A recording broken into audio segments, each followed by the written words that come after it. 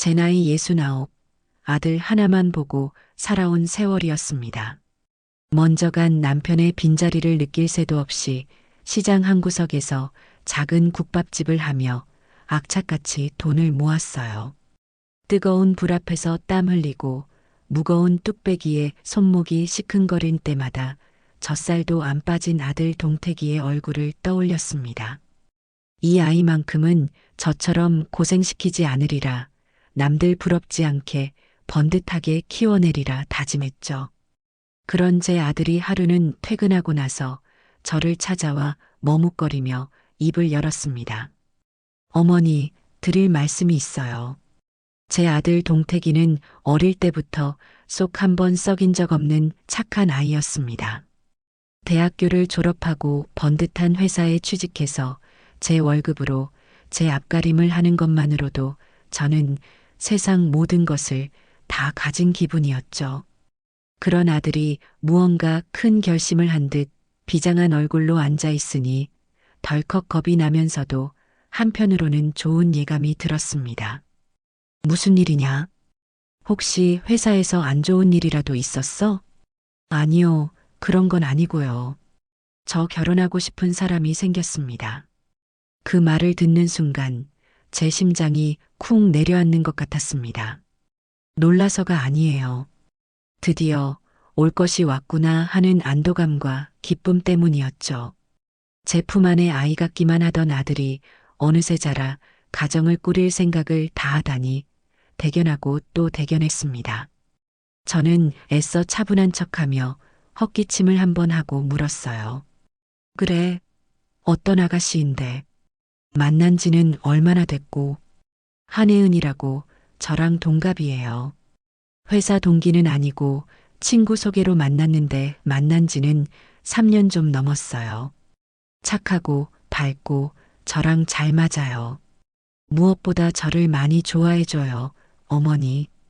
아들은 여자친구 이야기를 하는 내내 얼굴에서 미소가 떠나질 않았습니다. 그 모습을 보니 제 마음도 따뜻해지는 것 같았어요. 3년 넘게 만났는데 저에게는 이제야 이야기를 하다니 조금 서운한 마음이 들 뻔도 했지만 그만큼 신중하게 생각했다는 뜻이겠지요. 저는 고개를 끄덕였습니다.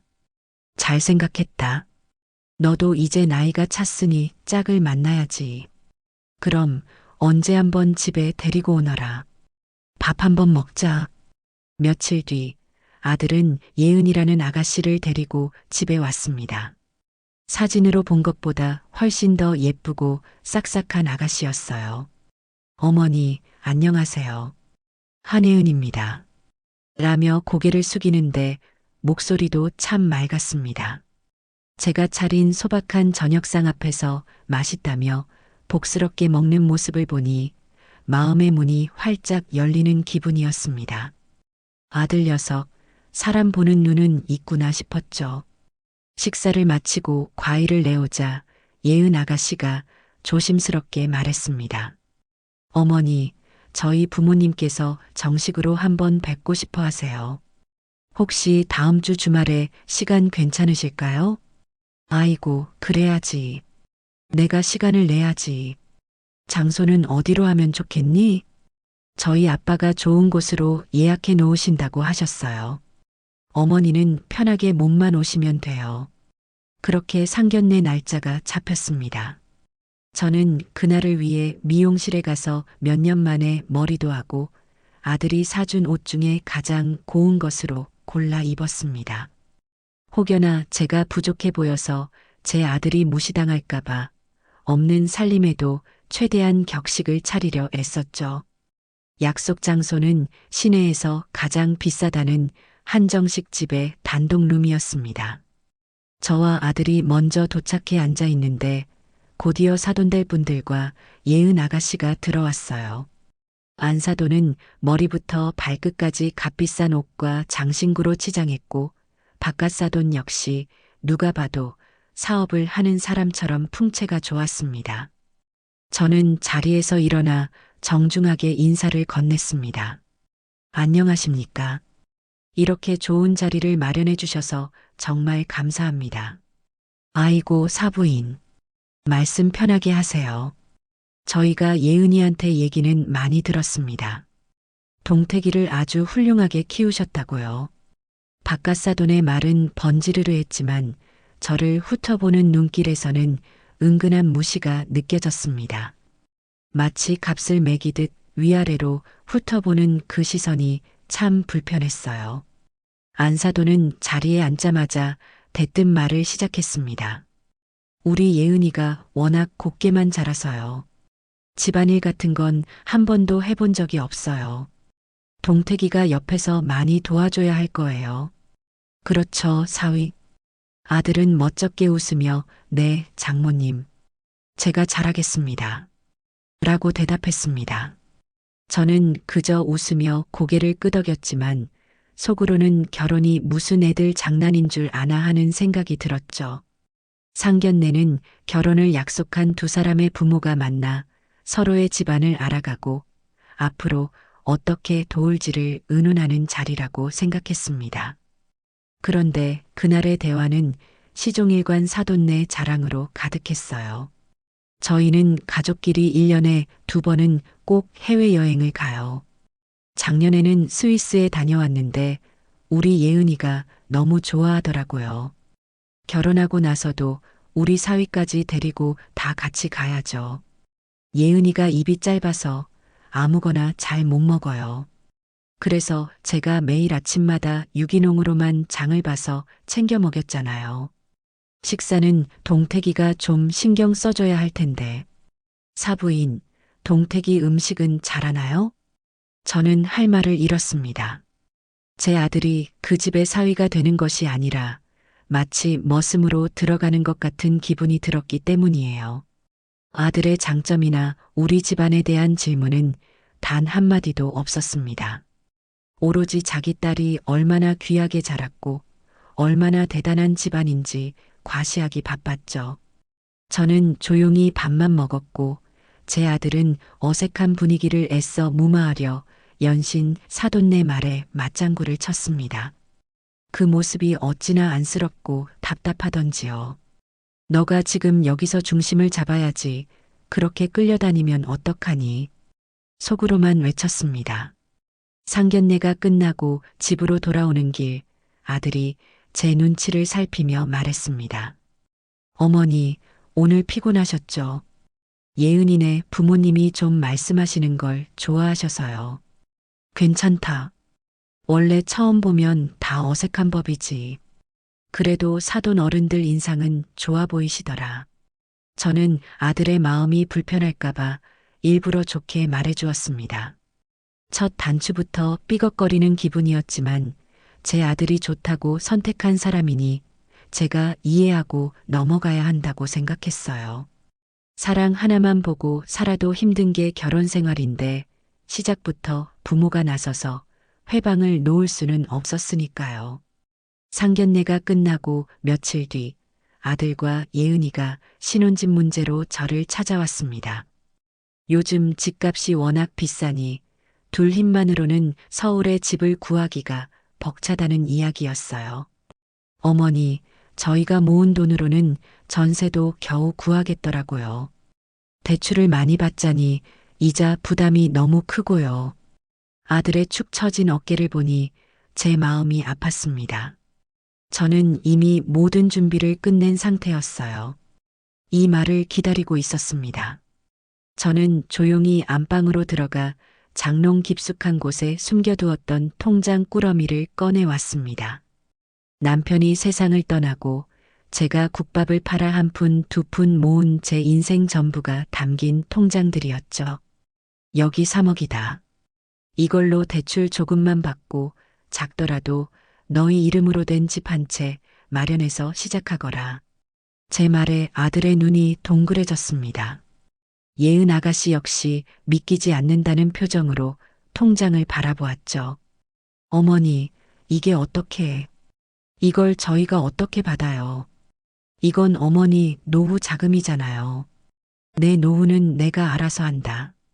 너희가 행복하게 사는 게 내 노후를 가장 편안하게 보내는 방법이야. 부모한테 손 벌리는 거 부끄러워하지 말고 대신 이 돈을 발판 삼아 더 열심히 살면 된다. 그리고 나중에 너희도 자식 낳으면 내리사랑으로 똑같이 베풀어주면 되는 거야.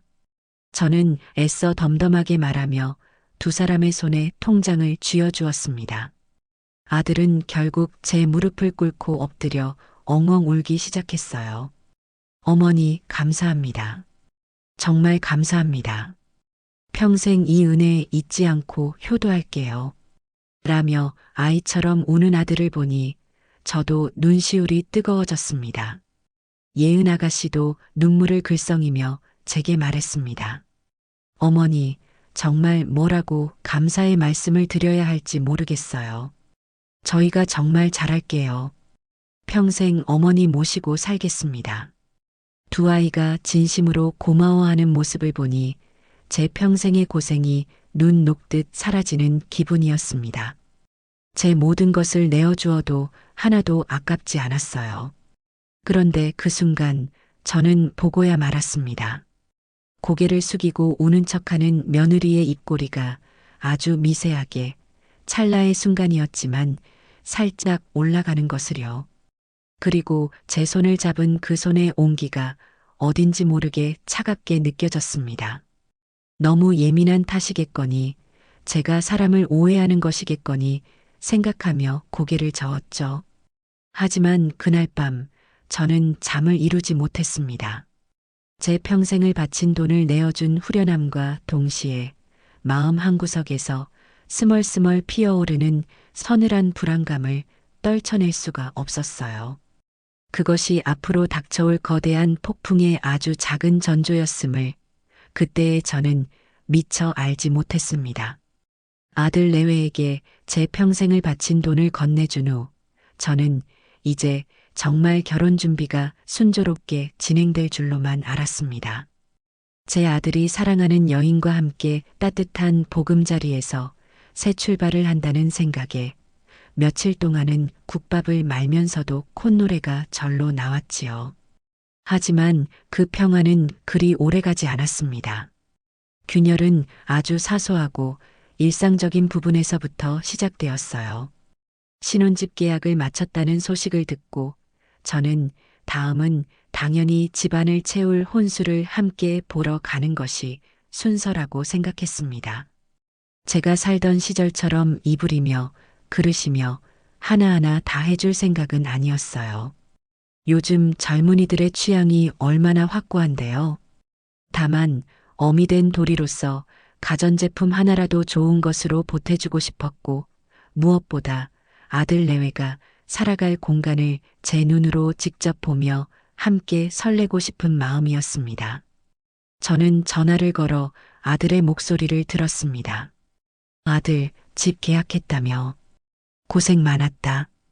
그럼 이제 가구랑 가전제품 보러 다녀야겠네. 이번 주말에 엄마랑 시간 한번 맞출까? 백화점이라도 같이 가보자. 제 들뜬 목소리와는 달리 수화기 너머의 아들은 어딘가 모르게 머뭇거렸습니다. 아, 그게 엄마. 저희가 주말에는 좀 바빠서요. 예은이가 미리 봐둔 데가 몇 군데 있다고 해서요. 그래. 그럼 엄마는 평일도 괜찮아. 너희 퇴근 시간에 맞춰서 가면 되지. 아니, 굳이 그럴 것까지는 없고요.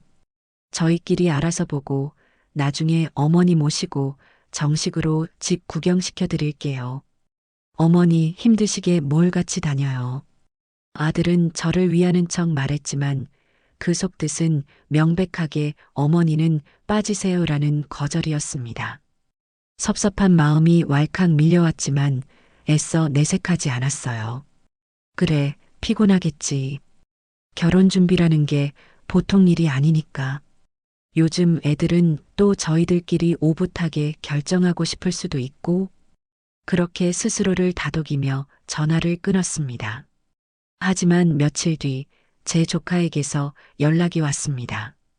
SNS를 구경하다가 우연히 봤다면서 사진 한 장을 보내주더군요.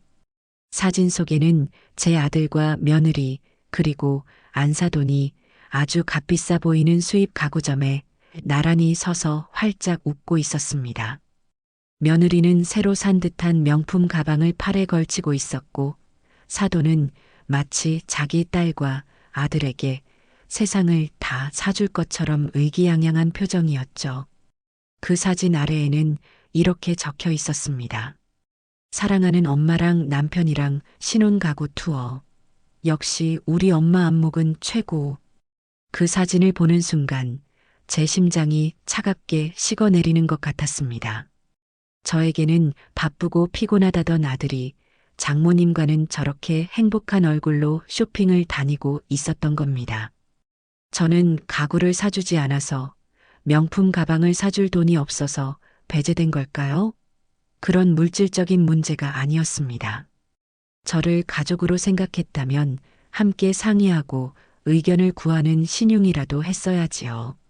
저는 그들에게 아들을 키워 그들의 가족에게 바친 그저 돈 내주는 사람일 뿐이었던 겁니다. 제 아들의 웃는 얼굴이 그토록 낯설고 멀게 느껴진 것은 처음이었습니다. 저는 그날 밤 잠을 설쳤습니다. 하지만 이대로 주저앉아 있을 수만은 없었어요. 혼수 문제로 서운한 티를 내면 속 좁은 시어머니 취급을 받을 게 뻔했습니다. 대신 저는 집안의 어른으로서 반드시 챙겨야 할 예법에 대해 이야기하기로 마음먹었습니다. 다음 날 며느리에게 전화를 걸었습니다. 예은아, 나다. 결혼 준비는 잘 되어 가니? 네, 어머니. 덕분에요. 집도 계약했고 가구도 거의 다 골랐어요. 목소리가 어찌나 밝고 명랑한지 제가 그 사진을 봤다는 사실은 꿈에도 모르는 듯 했습니다. 저는 애써 아무렇지 않은 척 본론을 꺼냈어요. 다름이 아니라 패백 때문에 전화했다. 요즘은 간소하게 한다지만 그래도 집안 어른들께 정식으로 인사드리는 자리니 제대로 준비해야지. 패백 음식이며 너가 입을 화로시며 알아봐야 할 게 많을 게다. 제 말이 끝나자마자 수화기 너머에서 순간적인 침묵이 흘렀습니다. 곧이어 들려온 며느리의 목소리는 조금 전과는 달리 미묘하게 차가워져 있었어요. 어머니, 저희 패백 안 하기로 했는데요. 뭐, 안 하다니. 그게 무슨 말이냐? 동택이한테는 아무 말 못 들었는데. 아, 동택 씨한테는 제가 나중에 말씀드리려고 했어요. 요즘 누가 그렇게 격식 차리고 힘들게 패백을 해요. 그거 다 옛날 문화잖아요. 그냥 저희는 그 시간에 하객분들께 인사나 한 번 더 드리는 게 나을 것 같아요. 저희 친구들도 다 그렇게 했어요. 저는 기가 막혔습니다. 패백은 단순히 낡은 문화가 아닙니다. 새 식구가 된 며느리가 시댁 어른들께 정식으로 첫 인사를 올리고 그 집안의 가풍을 이어가겠다는 약속의 의미를 담은 소중한 의식입니다. 그런데 그걸 요즘 친구들이라는 말 한마디로 전부 무시해버리다니요. 예은아, 그건 너희 친구들 사정이고 우리 집안은 다르다. 나한테는 하나뿐인 아들 장가 보내는 일이고 너를 우리 집안의 며느리로 맞아들이는 중요한 행사야. 그리고 너희 할머니, 할아버지 산소에도 가서 이런 며느리를 얻었습니다 하고 고하려면 패백 사진 한 장이라도 제대로 있어야 하지 않겠니? 다른 건 다 너희 뜻대로 해도 이건 양보할 수가 없다. 저는 단호하게 말했습니다. 제 목소리가 워낙 완강했던지 며느리도 더는 반박하지 못하고 마지못해 대답하더군요. 네, 어머니께서 그렇게까지 원하시면 해야죠. 그럼 동택 씨랑 상의해서 다시 연락드릴게요. 전화는 그렇게 끊겼지만 저는 알고 있었습니다. 며느리가 진심으로 제 뜻을 받아들인 게 아니라는 것을요. 그저 귀찮은 일을 떠맡았다는 투였죠. 그날 저녁 아들에게서 전화가 왔습니다. 며느리에게 단단히 교육을 받은 모양이었어요. 엄마, 패백 꼭 해야겠어? 예은이가 많이 부담스러워해. 걔가 그런 거 한 번도 안 해봐서 잘 모르기도 하고 화록 그런 것도 너무 촌스럽다고 하고. 촌스럽다니. 이놈아, 그게 우리 전통 예복이다. 그리고 부담스러운 게 아니라 당연히 해야 할 도리야. 너는 서씨 집안의 장손이다. 뿌리를 잊으면 안 돼. 너가 중심을 잡고 예은이를 잘 설득해야지. 그렇게 내 안에 치마폭에 쌓여서 휘둘리면 어떡할 거냐. 저는 아들을 호되게 나무랐습니다.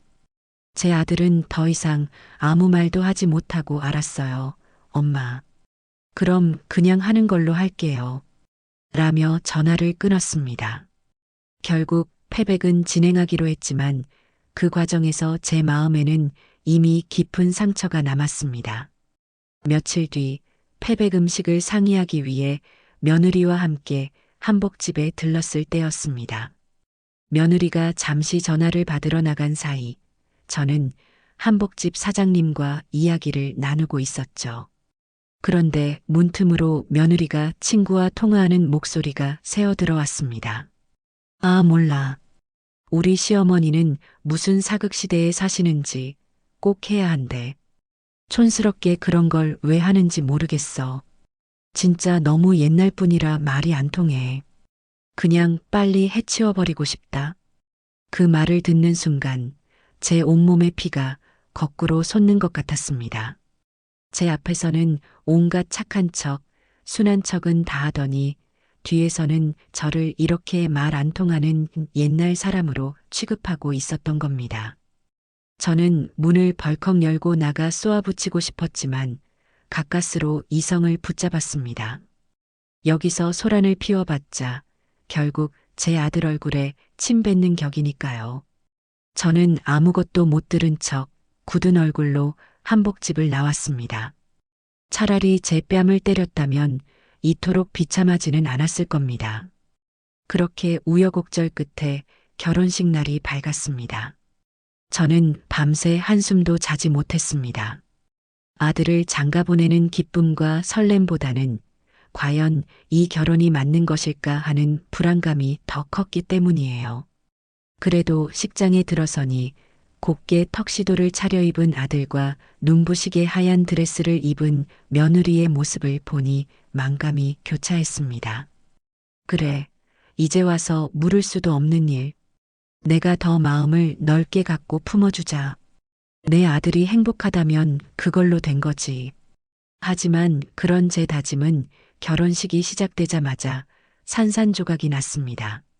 신부 측 하객석은 발 디딜 틈 없이 빽빽하게 들어찼는데 그에 비해 신랑 측인 제 손님들은 한산해 보였습니다.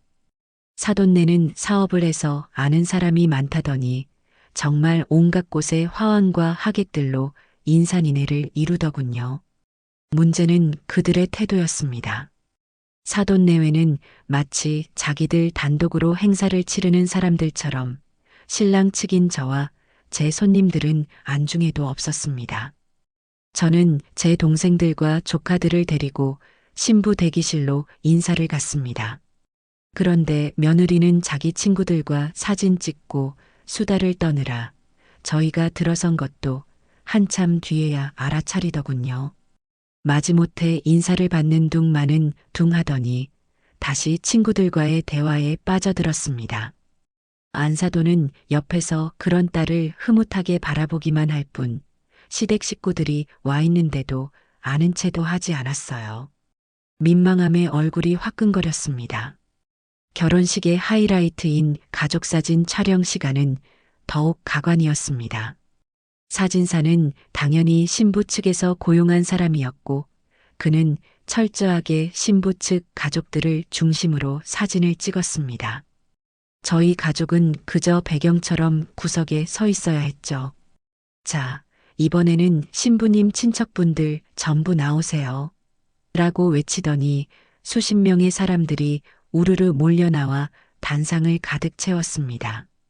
그들이 사진을 찍는 동안 저와 제 몇 안 되는 가족들은 멀찍이서 구경만 해야 했어요. 한참이 지나서야 사진사가 마지못해 신랑 측 가족분들도 이쪽으로라고 말했지만 이미 분위기는 다 깨진 후였습니다. 저는 제 아들을 붙잡고 동태가 이게 대체 무슨 경우냐? 우리 손님들도 다 와 계시는데 이렇게 무시를 당해도 되는 거냐고 조용히 말했습니다. 제 아들은 어쩔 줄 몰라 하며 엄마 미안해. 내가 정신이 없어서 사진사분께 말씀드릴게. 라고 말했지만 그는 장인, 장모에게 이리저리 불려다니느라 제 곁에 있어주지 못했습니다. 저는 결국 식 내내 제대로 된 사진 한 장 찍지 못하고 마치 구경꾼처럼 겉돌아야 했습니다. 제 친구들과 친척들은 저를 위로하며 원래 요즘 결혼식이 다 저렇다더라. 신부 위주라서 라고 말했지만 저는 알고 있었습니다. 이건 단순히 신부 위주인 것의 문제가 아니라는 것을요. 이것은 한 집안에 대한 명백한 무시이자 너희는 우리와 격이 다르다는 오만한 과시였습니다. 화려한 결혼식장 한가운데서 저는 제 아들을 도둑맞은 어미처럼 처량하고 외로웠습니다. 그날 저는 아들의 결혼을 축복하는 대신 제 아들과의 관계가 앞으로 얼마나 험난할지를 예감하며 남몰래 눈물을 삼켜야 했습니다. 결혼식이라는 큰 행사를 치르고 나니 온몸의 기운이 쏙 빠져나가는 것 같았습니다. 몸도 마음도 지쳤지만 그래도 아들 내외가 공항에서 웃으며 손을 흔들던 모습을 떠올리면 피로가 조금은 가시는 듯 했어요. 신혼여행만큼은 세상의 모든 시름을 잊고 둘만의 행복한 시간을 보내고 오기를 저는 진심으로 기도했습니다. 일주일 뒤 시차 때문에 늦은 밤에 도착한다는 아들의 연락을 받고 저는 잠도 자지 않고 기다렸습니다. 피곤한 아이들이 집에 가서 바로 쉴 수 있도록 따뜻한 국이라도 한 속 끓여놓고 싶었기 때문이에요. 자정이 다 되어서야 현관문이 열리는 소리가 들렸고 아들 혼자 쭈뼛거리며 들어섰습니다. 저는 반가운 마음에 아이고 우리 아들. 어서 와라. 예은이는 어디 있고 피곤할 텐데 주차장에 있니? 라고 물으며 아들을 맞았습니다. 그런데 아들의 표정이 이상했습니다. 신혼여행을 다녀온 사람의 얼굴이라고는 믿기지 않을 만큼 어둡고 제 눈치를 살피며 무언가 큰 죄라도 지은 사람처럼 안절부절 못했죠. 엄마, 저기 예은이는 처가에 먼저 갔어요. 짐 정리할 것도 있고 해서. 그래, 그럴 수 있지. 피곤할 텐데 너도 얼른 들어와서 밥부터 먹어라. 공국 끓여놨다. 저는 아들을 식탁에 앉히고 밥을 차려주었습니다. 아들은 숟가락을 들 생각도 않고 제 눈치만 살폈습니다. 저는 가슴이 철렁 내려앉았어요. 혹시 여행 가서 둘이 크게 싸우기라도 한 걸까? 아니면 무슨 안 좋은 일이라도 있었던 걸까? 동태가 무슨 일 있니? 왜 그렇게 표정이 안 좋아? 예은이랑 다투기라도 한 거야? 제 질문에 아들은 한숨을 푹 쉬더니 아주 기어들어가는 목소리로 입을 열었습니다. 그 입에서 나온 말은 제 상상을 아득히 뛰어넘는 그야말로 청천벽력과도 같은 소리였습니다. 엄마 사실은 이번 신혼여행 저희 둘만 다녀온 게 아니에요. 뭐? 그게 무슨 소리야? 둘만 간 게 아니면 설마 친구들이라도 따라붙었니? 저는 대수롭지 않게 넘기려 했습니다. 하지만 아들은 고개를 저으며 차마 제 얼굴을 쳐다보지도 못하고 바닥만 내려다보며 말했습니다. 예은이네 부모님도 같이 가셨어요. 뭐라고? 순간 제 귀를 의심했습니다. 세상에 제가 지금 잘못 들은 것이겠지요. 신혼여행에 사돈 내외가 따라갔다고요? 제 머릿속이 하얗게 비는 것 같았습니다. 온몸에서 피가 빠져나가는 듯한 싸늘한 느낌과 함께 심장이 미친 듯이 방망이질 치기 시작했습니다. 너 지금 제정신으로 하는 소리냐? 신혼여행에 장인, 장모가 따라갔다는 게 대체 말이 되는 소리야. 저는 저도 모르게 언성을 높였습니다. 제 평생 아들에게 이렇게 소리를 질러본 것은 처음이었습니다. 제 아들은 겁을 먹은 아이처럼 어깨를 움츠리며 변명을 늘어놓기 시작했습니다. 엄마, 일단 진정하고 제 말 좀 들어보세요. 사실은 장인어른께서 예은이한테 선물로 신혼여행 경비 전부를 내주셨어요. 그런데 두 분이 요즘 외롭다고 기왕 가는 거 다 같이 가서 좋은 추억 만들면 어떻겠냐고 하셔서 예은이가 거절을 못한 거예요. 거절을 못해? 그게 지금 변명이라고 하는 거냐? 세상에 어떤 집안이 각 결혼한 아들 며느리의 첫날 밤, 첫 여행에 부모가 주렁주렁 따라붙어. 그건 상식 밖의 일이야. 요즘은 다들 그렇게 간대요, 엄마. 인터넷 찾아보니까 가족 신혼여행, 뭐 그런 것도 있더라고요. 저희만 유별난 거 아니에요. 장모님께서 워낙 저희를 예뻐해 주셔서 그런 건데 엄마가 너무 구시대적으로 생각하시는 거예요.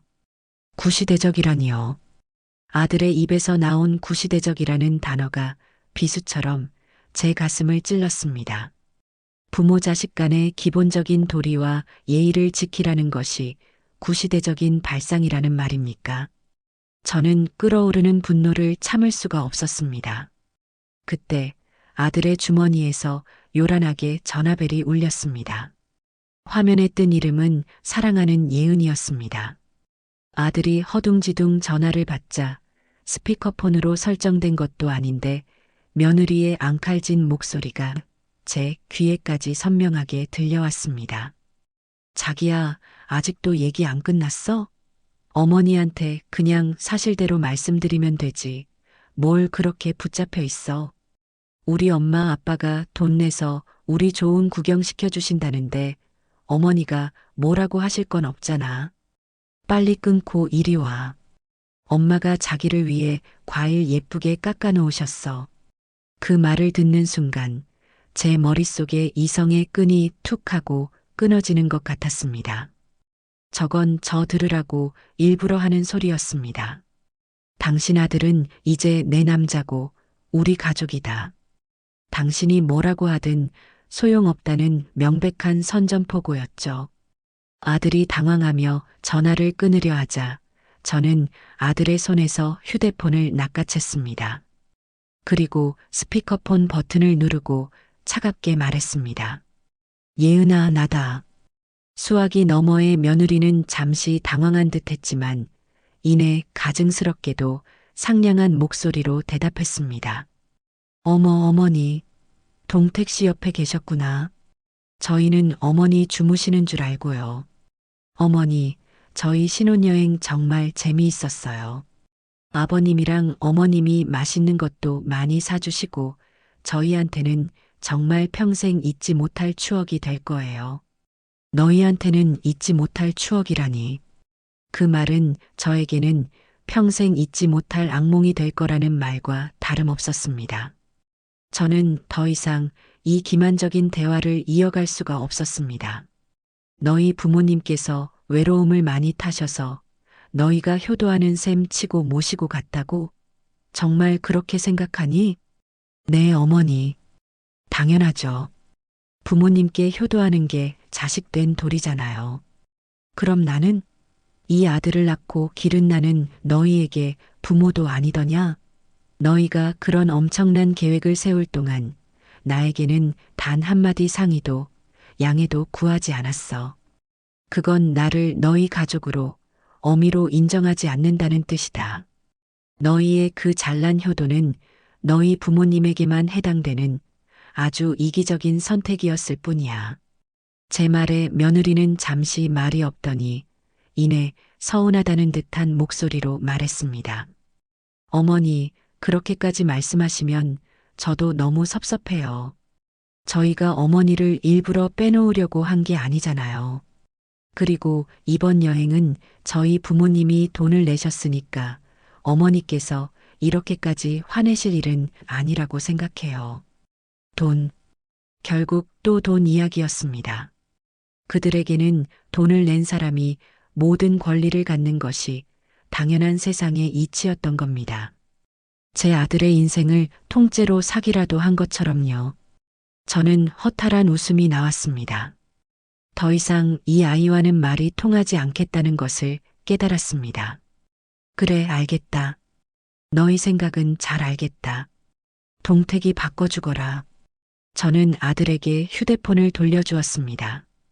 아들은 사색이 된 얼굴로 어쩔 줄 몰라 했죠. 저는 그런 아들을 잠시 바라보다가 제 방으로 들어가 휴대폰을 들고 나왔습니다. 그리고 그 자리에서 바로 안사돈에게 전화를 걸었습니다. 신호음이 몇 번 울리지 않아 아주 명랑한 목소리가 전화를 받았습니다. 여보세요? 저 동택이 엄마입니다. 사부인.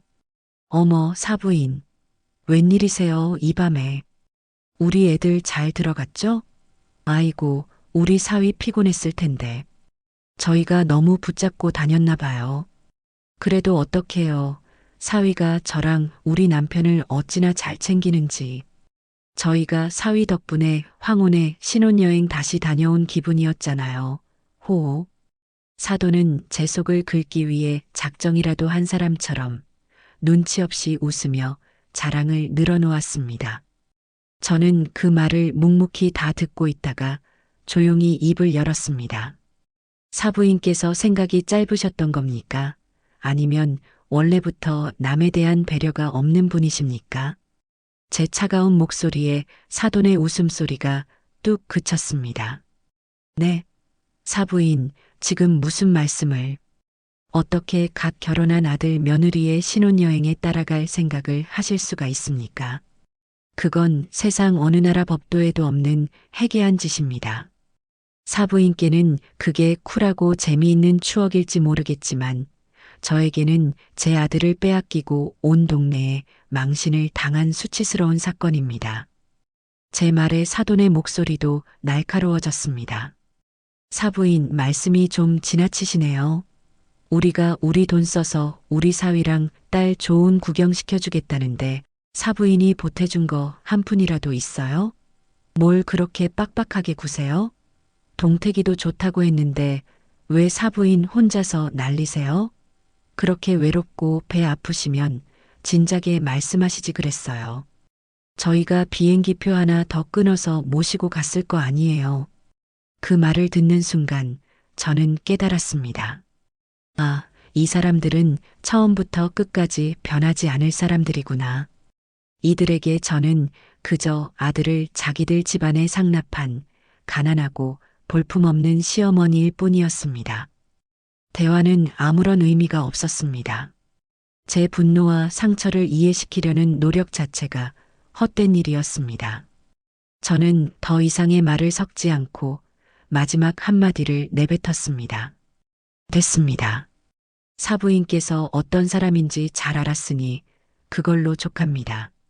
저는 그대로 전화를 끊어버렸습니다.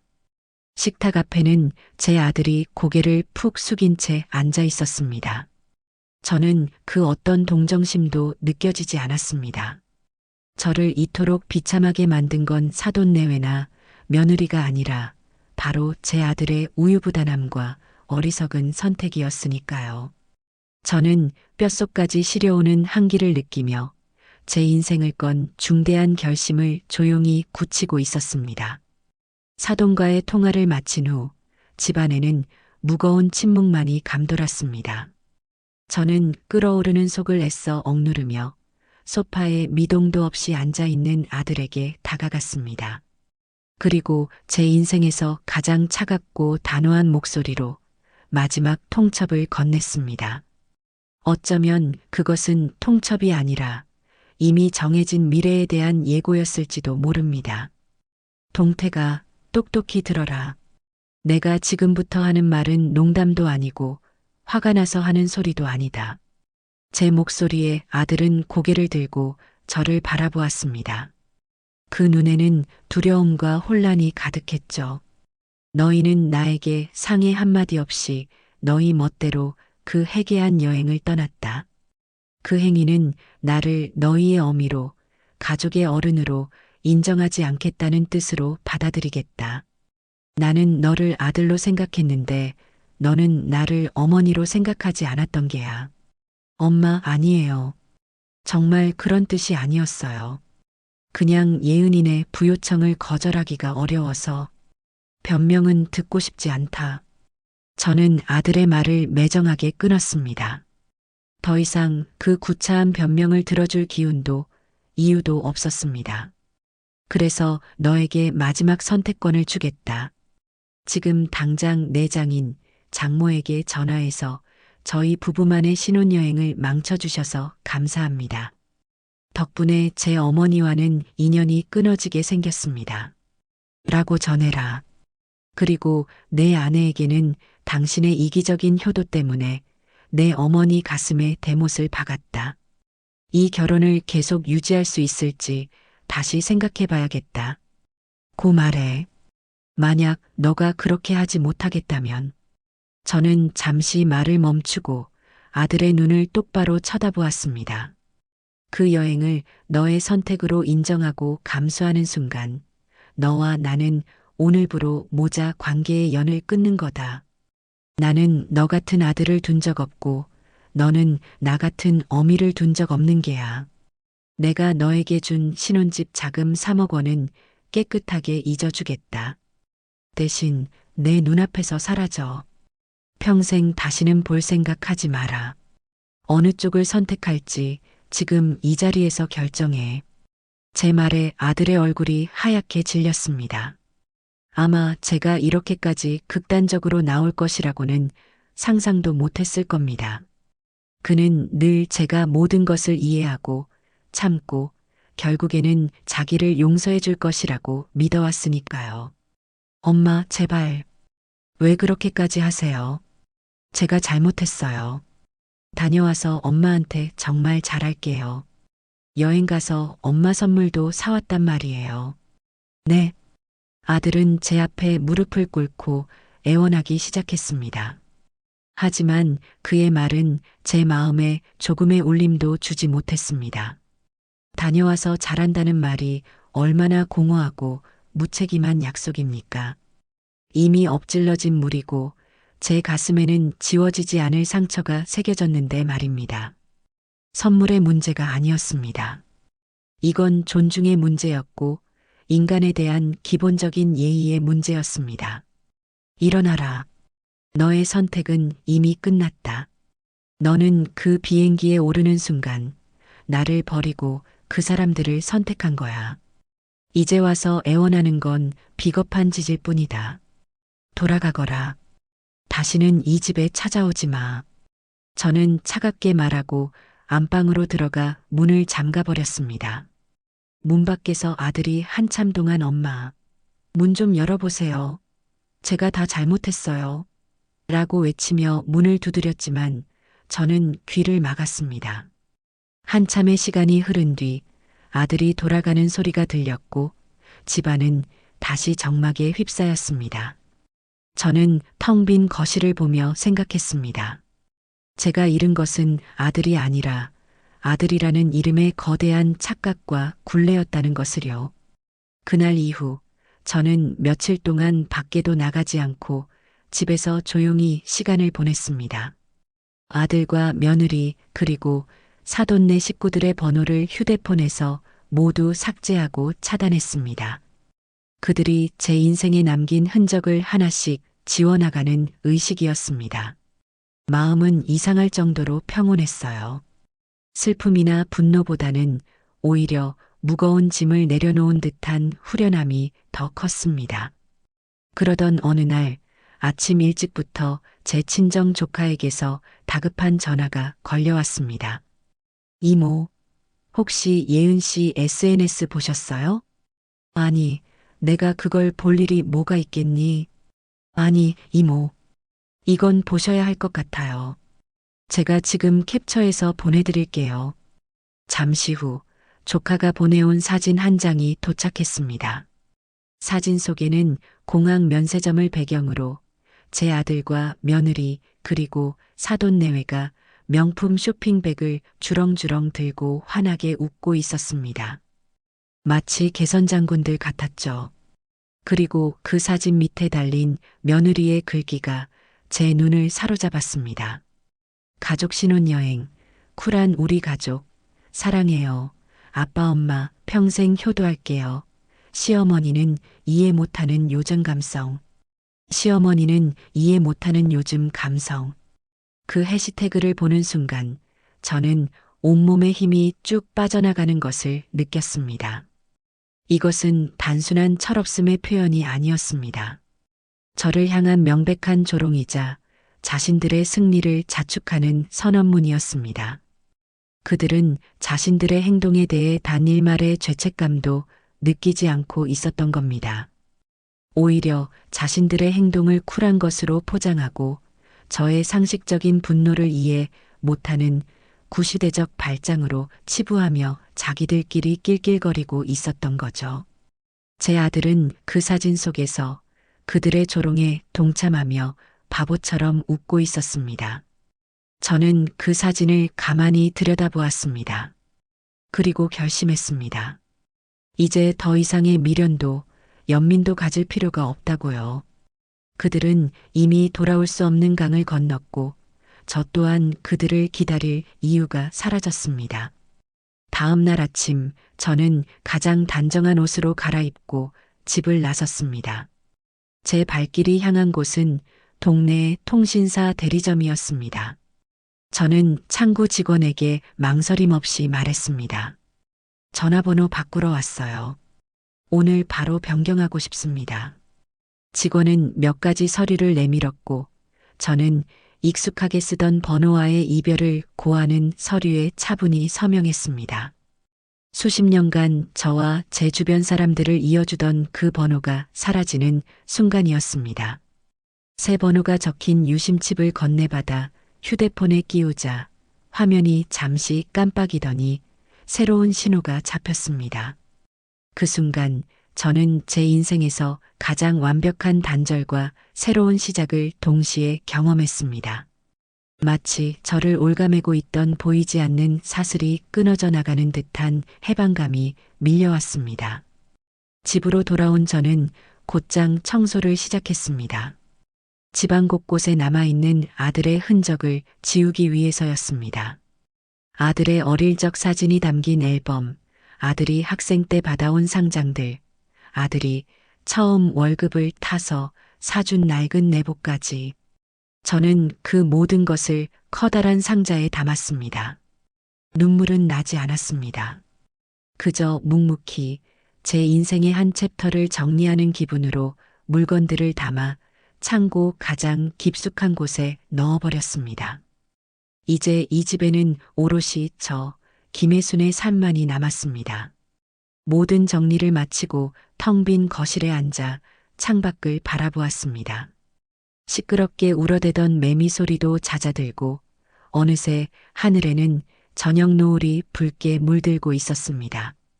저는 앞으로 혼자 살아가야 할 날들이 두렵지 않았습니다. 오히려 기대가 되었습니다. 아들을 위해 희생하고 헌신했던 지난 세월에서 벗어나 이제는 온전히 저 자신을 위해 살아갈 수 있을 테니까요. 비록 그 대가로 아들을 잃었지만 어쩌면 저는 그보다 더 소중한 나 자신을 되찾은 것인지도 모릅니다. 그날 저는 아주 오랜만에 깊고 평온한 잠에 빠져들 수 있었습니다. 그 어떤 악몽도 저를 찾아오지 않는 고요하고 완전한 밤이었습니다. 제 인생의 궤도에서 아들이라는 행성을 밀어낸 후 제 우주에는 놀라운 정적이 찾아왔어요. 수십 년간 당연하게 여겼던 소음, 즉 아들을 향한 걱정과 기대, 그리고 이제는 실망과 분노마저 사라진 자리는 텅 빈 것이 아니라 오히려 온전한 저 자신으로 채워졌습니다. 아침에 눈을 뜨면 더 이상 누군가를 위해 밥을 지어야 한다는 의무감 대신 창밖으로 들어오는 햇살의 온도를 느끼며 하루를 시작할 여유가 생겼죠. 저는 새로운 일과를 만들었어요. 아침 식사를 하고 나면 동네 재래시장을 어슬렁거리며 구경하는 것이 낙이 되었습니다. 국밥집을 할 때는 새벽 시장에서 정신없이 식재료를 대량으로 사들이기 바빴는데 이제는 잘 익은 토마토 하나, 파릇파릇한 시금치 한 단을 정성껏 고르는 재미가 쏠쏠했죠. 단골 채소 가게 아주머니는 제 얼굴이 좋아졌다며 말을 건네기도 했어요. 어유, 사장님은 요즘 무슨 좋은 일 있으세요? 얼굴에 빛이 나네, 빛이 나. 좋은 일은요. 그냥 이제 저 좋으라고 살기로 했어요.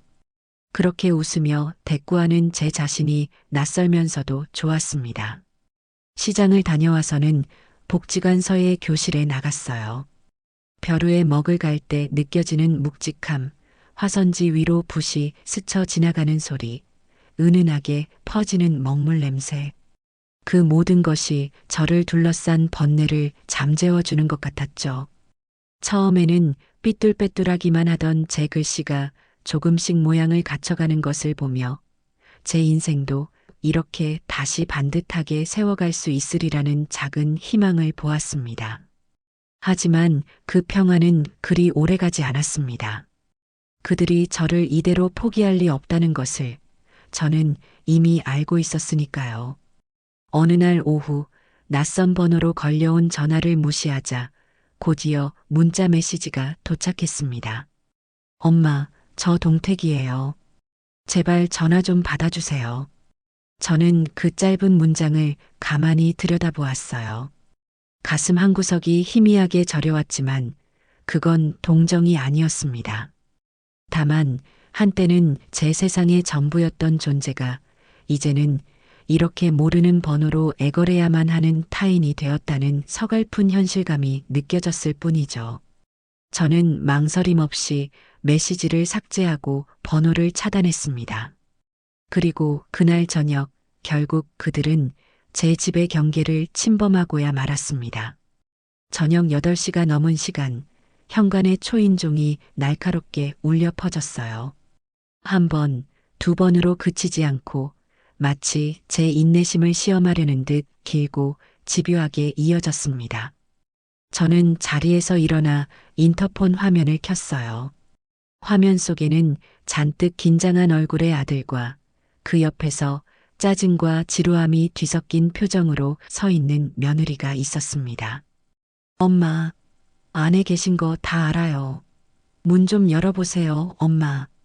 아들이 문을 두드리며 외쳤어요. 저는 인터폰의 통화 버튼을 누르고 제 안식처를 침범한 그들에게 최대한 감정을 배제한 목소리로 물었습니다. 거기 누구시죠?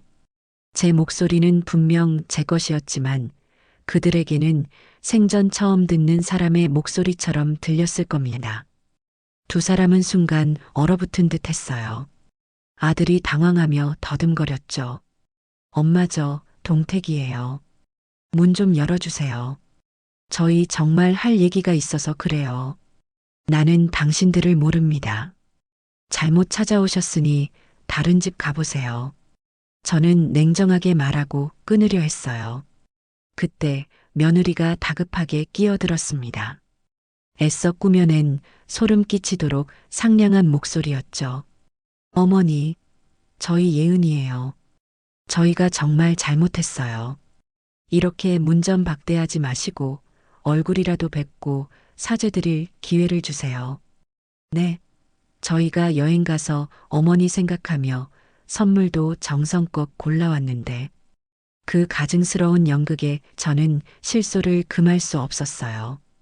그들이 제게 줄 수 있는 선물은 오직 제 인생에서 영원히 사라져주는 것뿐이었습니다. 제가 아무런 반응이 없자 며느리의 목소리에서 조금씩 본색이 드러나기 시작했습니다.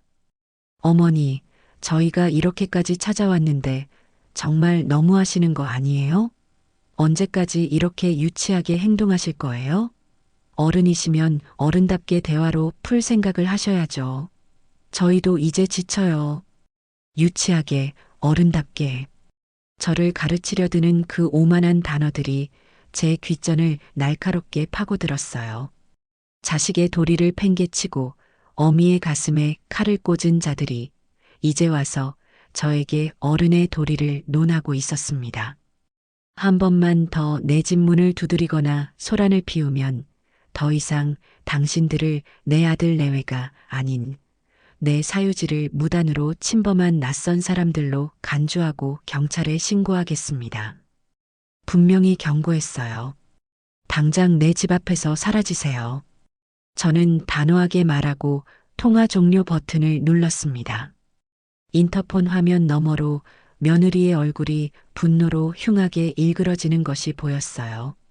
그녀는 아들을 향해 입을 거칠게 놀리며 무어라 쏘아붙이기 시작했고 아들은 그저 고개를 숙인 채 어쩔 줄 몰라 하는 모습이었습니다.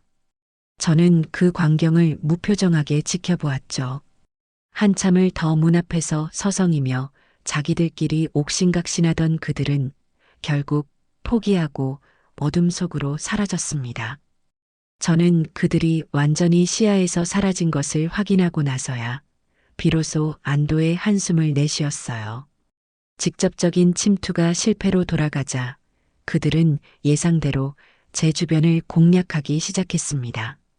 가장 먼저 연락을 받은 것은 제 바로 아래 여동생이었죠. 전화를 받자마자 동생은 흥분을 감추지 못했어요. 언니, 동태기한테 전화 받고 나 지금 혈압 올라서 쓰러질 뻔했어. 걔가 글쎄 언니가 갑자기 이유도 없이 자기를 내치고 착한 새아가는 구박해서 밥도 못 넘기고 있대. 이게 다 무슨 해괴한 소리야.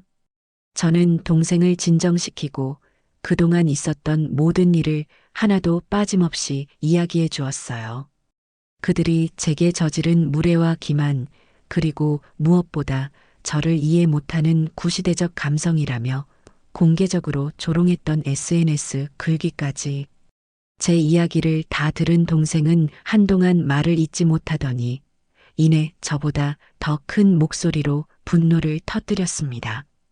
세상에 그런 천하의 몹쓸 것들이 있나? 언니, 내가 괜히 흥분해서 미안해.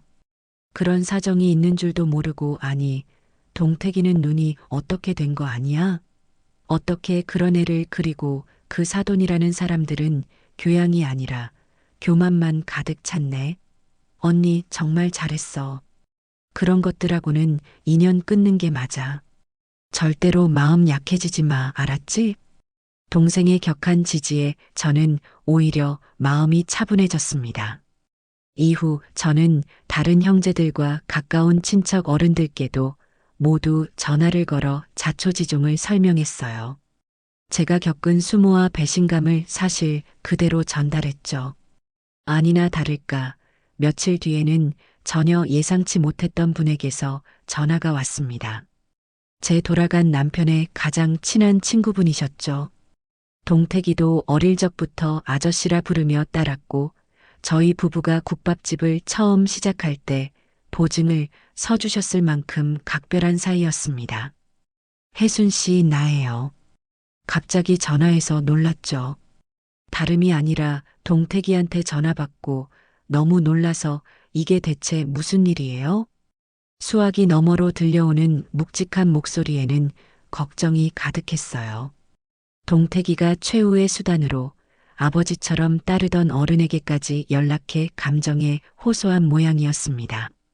저는 잠시 숨을 고른 뒤 그분께도 처음부터 끝까지 모든 사실을 담담하게 설명드렸습니다. 그분은 제 남편이 얼마나 저와 아들을 아끼며 살았는지, 제가 얼마나 악착같이 동태기를 키워냈는지 누구보다 잘 아는 분이었으니까요. 제 이야기가 길어질수록 수화기 너머에서는 아무런 대꾸 없이 깊은 한숨소리만 간간히 들려왔습니다.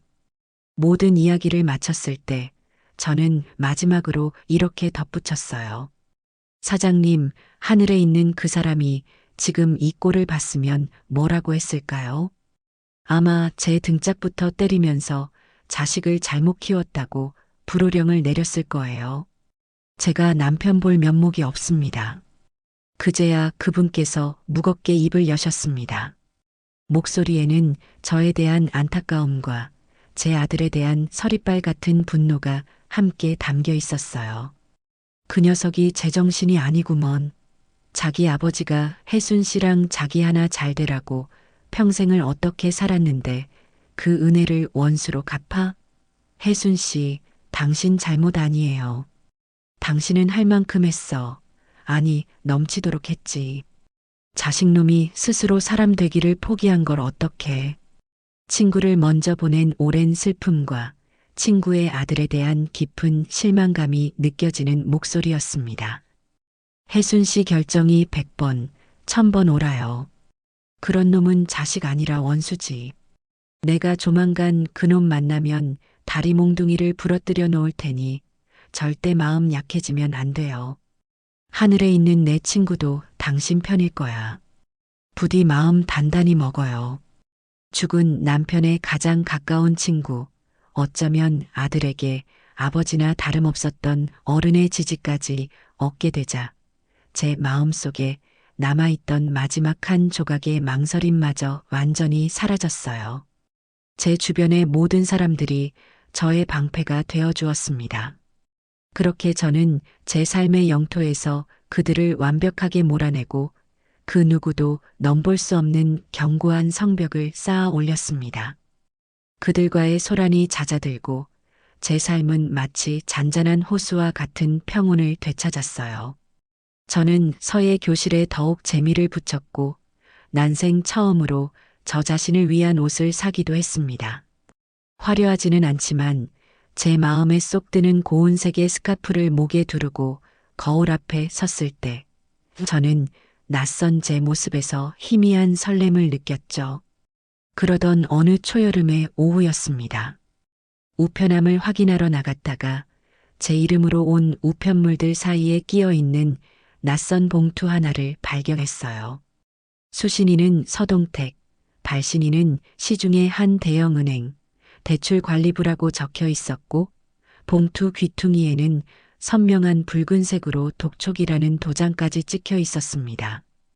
아마도 동택이가 결혼 후 정신이 없어 미처 주소 이전을 하지 못한 모양이었어요.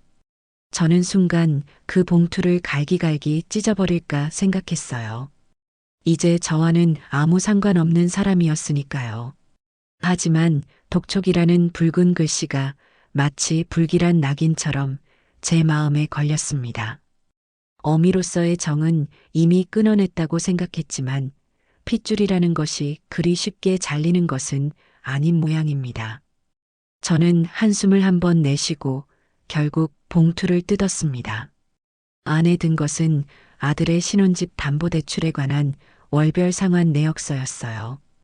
빼곡하게 적힌 숫자들을 무심코 훑어보던 제 눈이 어느 한 지점에서 그대로 멈춰버렸습니다. 대출 원금이라고 적힌 부분의 액수가 제가 알고 있던 것과 너무나도 달랐기 때문이었죠. 저는 아들에게 3억 원이라는 거금을 지원했습니다. 아들은 당시 신혼집의 매매가가 6억 5천만 원이니 자신들이 모은 돈 1억 원을 보태고 나머지 2억 5천만 원만 대출을 받으면 된다고 분명히 말했어요. 그렇다면 대출 원금은 2억 5천만 원이어야 마땅했죠. 그런데 서류에 찍힌 대출 원금은 그보다 무려 1억 원이나 많은 3억 5천만 원이었습니다. 손이 미세하게 떨려왔어요. 머릿속이 하얘지면서 불길한 예감이 온몸을 휘감았습니다. 저는 떨리는 손으로 서랍에서 펜과 종이를 꺼내 계산을 시작했어요. 집값 6억 5천만 원에서 대출금 3억 5천만 원을 빼면 자기 자본은 3억 원이 들어갔다는 계산이 나왔습니다. 제가 지원해준 바로 그 금액이었죠. 그렇다면 아들과 며느리가 자신들이 피땀 흘려 모았다고 말했던 그 1억 원은 대체 어디로 증발해버린 것일까요? 그들의 말은 전부 거짓이었던 걸까요? 아니면 더 끔찍한 가능성. 그들이 모은 돈이 있었음에도 불구하고 제가 준 돈의 일부를 다른 곳에 사용하고 부족한 만큼 대출을 더 받은 것일까요? 순간 며느리가 SNS에 올렸던 그 사진이 섬광처럼 제 뇌리를 스치고 지나갔어요. 공항 면세점에서 명품 쇼핑백을 주렁주렁 들고 행복하게 웃던 며느리의 모습, 우리 엄마가 쏘는 쿨한 신혼여행, 일하며 자랑하던 그 글귀, 그 모든 것들이 사실은 제 피와 땀이 밴 돈으로 벌인 사치스러운 향연이었다는 끔찍한 퍼즐이 맞춰지기 시작했습니다. 저는 다음 날 아침 곧장 제 주거래 은행으로 향했습니다. 단순히 의심만으로 움직일 수는 없었어요. 확실한 증거가 필요했습니다. 은행 창구에서 제가 몇 달 전 3억 원을 인출했던 거래 내역서를 발급받았어요. 빳빳한 종이에 찍힌 3억 원정이라는 글자를 보니 그날의 기억이 되살아나며 다시금 가슴이 먹먹해졌습니다. 저는 사실을 확인해야만 했어요. 수소문 끝에 부동산 중개업을 하는 먼 친척 동생 선희에게 조심스럽게 연락을 했습니다. 제 목소리가 심상치 않다는 것을 금세 눈치챈 선희에게 저는 자초지종을 설명하며 아들의 아파트 주소를 불러주었어요. 제 이야기를 들은 선희는 저보다 더 분개하며 당장 확인해서 알려주겠다고 말했죠. 전화를 끊고 기다리는 시간은 그야말로 지옥과도 같았어요. 제발 제 끔찍한 상상이 사실이 아니기만을 간절히 바랐습니다. 차라리 아들이 사업에 실패해서 돈을 날렸다고 한다면 이해할 수 있을지도 몰라요. 하지만 저를 속이고 그 돈으로 자기들의 사치와 유흥을 즐겼다는 것은 용납할 수 있는 차원의 문제가 아니었습니다. 얼마 지나지 않아 선희에게서 다시 전화가 걸려왔어요. 그녀의 목소리는 조심스러웠지만 그 내용은 제 심장을 도려내는 것처럼 아팠습니다. 언니, 아무래도 언니 생각이 맞는 것 같아요. 제가 확인해 보니 동택인의 아파트 매매가는 정확히 6억 5천만 원이 맞고요. 등기부등본을 떼어보니 은행에 설정된 채권 최고액이 4억 5,500만 원으로 되어 있어요. 이걸 역으로 계산해 보면 실제 대출 원금은 3억 5천만 원이 맞아요. 선의의 확인 사살에 저는 더 이상 아무 말도 할 수가 없었어요. 수화기를 든 손이 힘없이 떨어졌습니다. 이제 모든 것이 명백해졌어요. 아들과 며느리는 저에게 1억 원을 모았다고 거짓말을 했고 제가 준 3억 원 중에서 5천만 원을 빼돌렸습니다.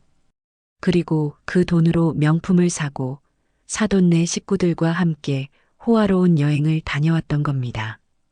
부족한 집값은 고스란히 대출로 메꾸었고요. 그들이 저지른 짓은 단순한 배신을 넘어선 명백한 사기였습니다. 제 평생의 노고와 희생에 대한 악랄한 기만이었죠. 저는 눈을 감았어요. 그러자 제 지난 세월이 주마등처럼 스쳐 지나갔습니다. 남편을 일찍 여의고 어린 아들을 먹여 살리기 위해 새벽 4시면 일어나 국밥집으로 향하던 제 젊은 날이 떠올랐습니다. 뜨거운 뚝배기에 손을 대어 화상 자국이 흉터로 남고 무거운 그릇을 나르느라 손목이 시큰거려 잠 못 이루던 밤들이 스쳐 지나갔죠. 제 옷 한 벌, 제 신발 한 켤레 사는 돈이 아까워 10년 넘게 같은 옷을 기워 입으면서도 아들 통장에 한 푼이라도 더 넣어주며 행복해했던 제 모습이 보였어요. 그 5천만 원은 저에게 그냥 돈이 아니었습니다. 그것은 제 청춘이었고 제 눈물이었으며 제 희생 그 자체였습니다. 제 잠 못 이룬 밤들과 달아빠진 제 손마디와 기워 입은 제 옷가지들이었습니다. 그런데 그들은 제 삶을 통째로 훔쳐다가 자신들의 한순간 쾌락을 위해 탕진해버린 것입니다. 저는 자리에서 벌떡 일어났습니다. 눈물은 나오지 않았어요. 대신 제 안에서 차가운 분노가 활화산처럼 끓어오르기 시작했습니다. 이대로 넘어갈 수는 없었어요. 절대로. 저를 이토록 비참하게 만든 대가를 반드시 치르게 해야만 했습니다. 저는 아들의 대출 상환 내역서와 선희가 보내준 부동산 관련 서류들, 그리고 제가 은행에서 발급받은 3억 원 인출 내역서를 한치의 오차도 없이 정리했어요. 그리고 그것을 투명한 파일에 넣어 식탁 위에 올려두었습니다. 이제 제가 할 일은 단 하나였습니다. 그들이 제 발로 이곳을 다시 찾아오게 만드는 것. 그리고 그들의 추악한 민낯을 제 손으로 직접 벗겨내는 것이었죠. 그날 이후 제 마음속에서 아들이라는 존재는 완전히 죽었습니다. 제 앞에는 오직 제 피와 땀을 훔쳐간 파렴치한 도둑놈들과 그들에게 죗값을 치르게 해야 할 냉정한 채권자만이 존재할 뿐이었습니다. 제가 모든 진실을 알게 되었다는 사실을 그들이 눈치채는 데는 그리 오랜 시간이 걸리지 않았어요. 아마도 은행에서 발송된 대출 관련 우편물이 반송되었다는 연락을 받았겠지요. 며칠 뒤 주말 저녁이었습니다. 저는 마치 전쟁을 앞둔 장수처럼 모든 준비를 마치고 거실에 앉아 조용히 그들을 기다리고 있었습니다. 저는 그날 일부러 몸에 잘 맞는 검은색 정장을 꺼내 입었어요. 화려하지는 않지만 누구에게도 얕보이지 않을 단단함이 느껴지는 옷이었습니다. 식탁 위에는 그들의 죄를 증명할 서류들이 가지런히 놓여 있었고 찻상에는 좋은 찻잎 대신 일부러 밍밍한 보리차를 내어놓았죠. 그들에게는 과분한 대접이었으니까요. 예상대로 저녁 8시가 되자 현관 초인종이 울렸습니다. 인터폰 화면에는 4명의 불청객이 초조한 얼굴로 서 있었어요. 이전의 방문 때와는 사뭇 다른 분위기였습니다. 그들의 얼굴에는 당당함 대신 무언가에 쫓기는 듯한 불안감이 역력했습니다. 저는 잠시의 망설임도 없이 현관문을 열어주었어요. 덫을 놓고 사냥감이 제 발로 걸어 들어오기를 기다린 사냥꾼의 심정이었습니다. 문을 열자 4사람은 마치 약속이라도 한 듯 우르르 거실로 들어와 제 앞에 섰어요. 가장 먼저 입을 연 것은 안사돈이었습니다. 그녀는 이전의 기세등등함은 온데간데 없이 애써 미소를 꾸며내며 말했죠. 사부인, 그동안 별일 없으셨어요? 저희가 찾아뵈어야 했는데 이제야 오게 됐네요. 저 다름이 아니라 동택이 앞으로 온 우편물이 반송되었다고 은행에서 연락이 왔다는데 혹시 저는 그녀의 말을 중간에 끊지 않고 끝까지 들었어요. 그리고는 아무 말 없이 식탁을 턱짓으로 가리켰습니다. 식탁 위에 놓인 서류들을 발견한 아들과 며느리의 얼굴이 순간 잿빛으로 변했어요. 사돈 내외 역시 서류의 내용을 확인하고는 당황한 기색을 감추지 못했죠. 바깥 사돈이 헛기침을 한번 하더니 애써 태연한 척하며 말했습니다. 허허, 이게 다 무슨 서류들입니까? 사부인, 무슨 오해가 있으신 모양인데. 이건 다 젊은 애들이 알아서 처리한 일이라 저희는 잘. 오해라고요? 저는 자리에서 일어나 그들에게 천천히 다가갔습니다. 제 목소리는 얼음장처럼 차가웠어요. 여기 있는 모든 것은 명백한 사실입니다. 오해는 당신들이 하고 있는 것 같군요. 내가 아직도 당신들의 거짓말에 속아 넘어가는 눈먼 늙은이일 거라는 그런 오해 말입니다. 제 서늘한 기세에 4사람은 순간 아무 말도 하지 못했어요. 저는 테이블 위에 놓인 서류들을 하나씩 손가락으로 짚어가며 검사가 죄인에게 죄목을 읊어주듯 차분하게 말하기 시작했습니다. 내가 내 아들의 보금자리를 위해 지원한 돈 3억 원. 이 돈은 내 평생을 바친 내 피와 땀입니다. 그런데 당신들은 이 돈의 일부를 빼돌렸더군요. 저는 대출 서류를 들어보였어요. 집값은 6억 5천인데 대출이 3억 5천. 내 돈 3억을 고스란히 쓰고도 대출이 이렇게나 많다는 건 당신들이 모았다는 1억 원이 거짓말이거나 혹은 내 돈에 손을 댔다는 뜻이지요. 어느 쪽입니까? 며느리가 다급하게 끼어들었어요. 어머니, 오해세요. 그 돈은 집 사고 남은 게 아니라 취등록세나 인테리어 비용처럼 추가로 들어간 돈이에요. 정말이에요. 그래요? 추가 비용이라. 저는 코웃음을 치며 제가 따로 정리해 놓은 A4 용지를 꺼내 들었습니다.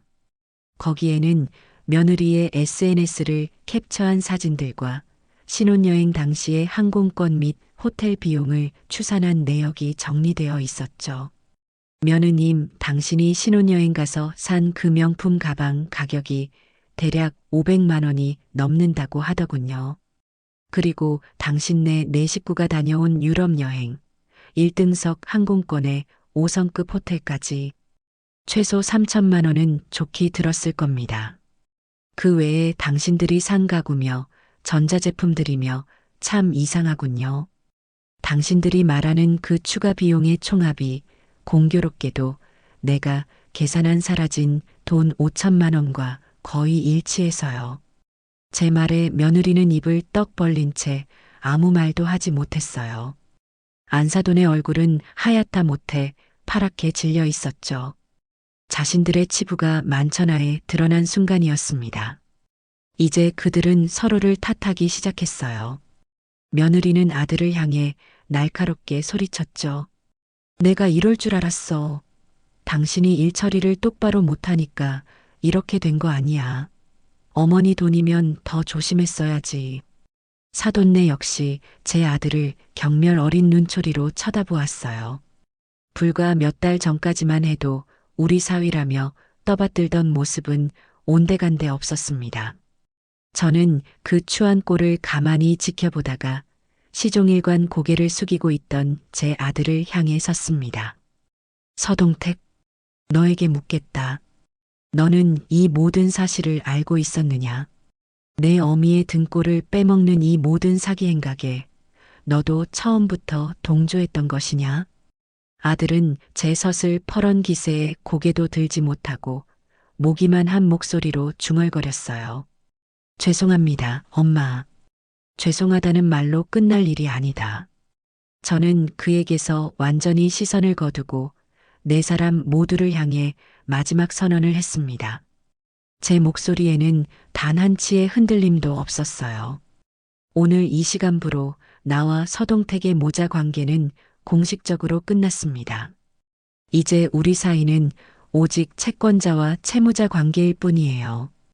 당신들이 내게서 훔쳐간 내 돈 5천만 원, 그리고 그 돈에 대한 법정 이자 연 5%를 정확하게 계산해서 지금으로부터 1년 안에 내게 모두 갚으세요.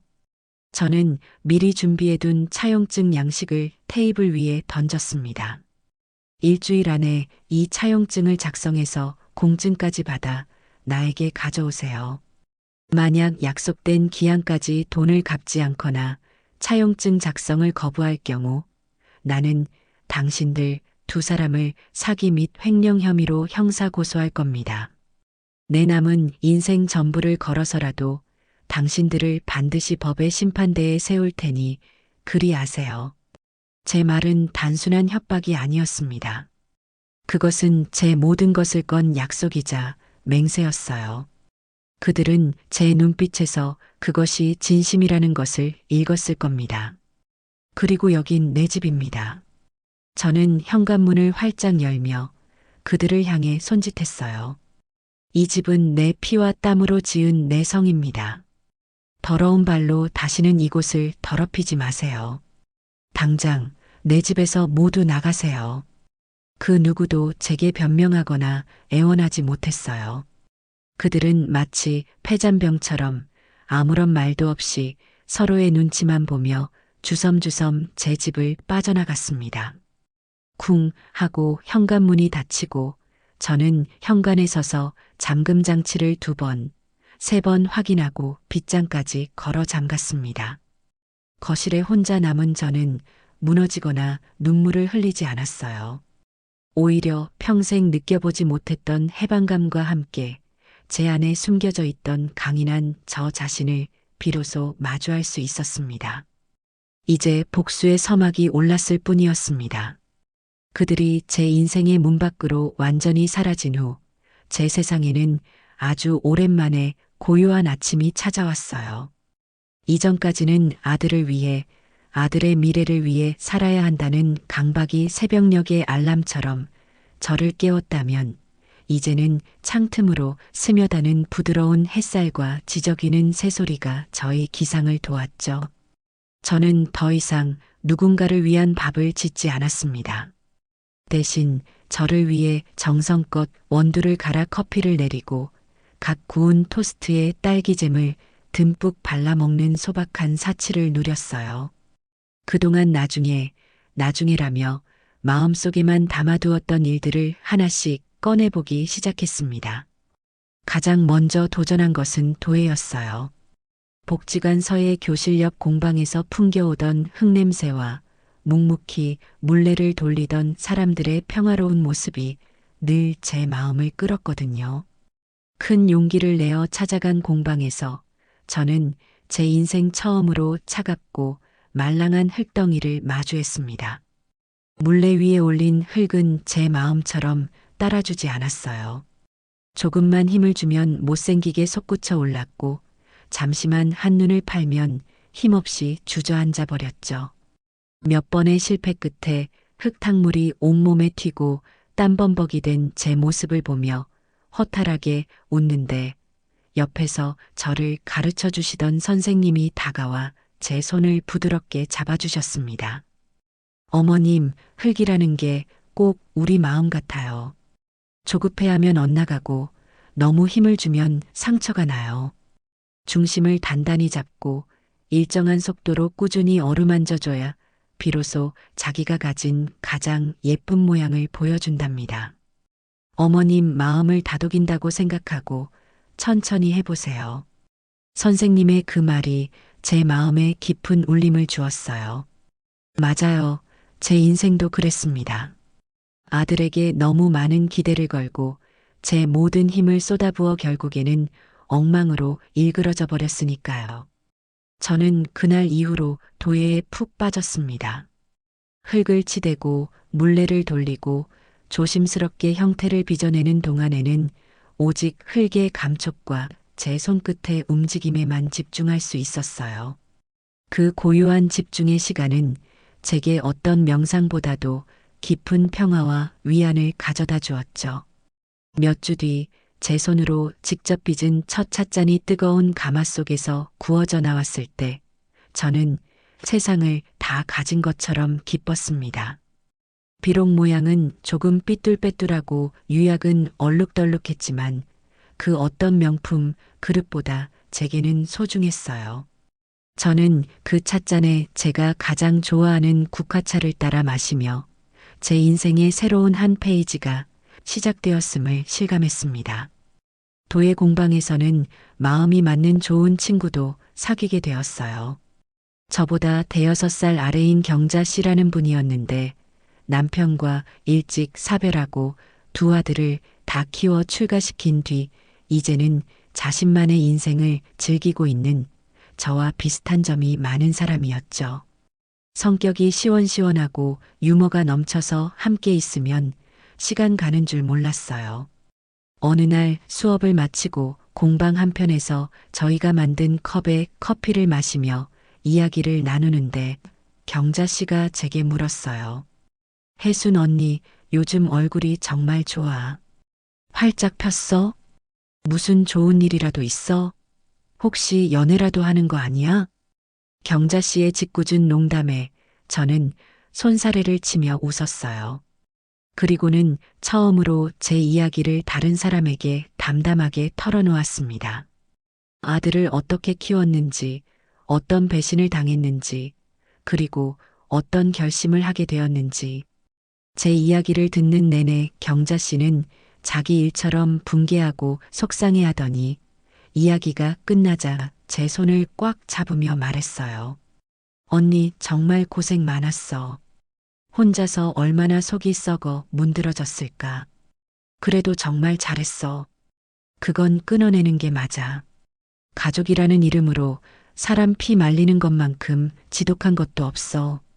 이제라도 언니 인생 찾았으니 앞으로는 헐헐 날아다니면서 살아.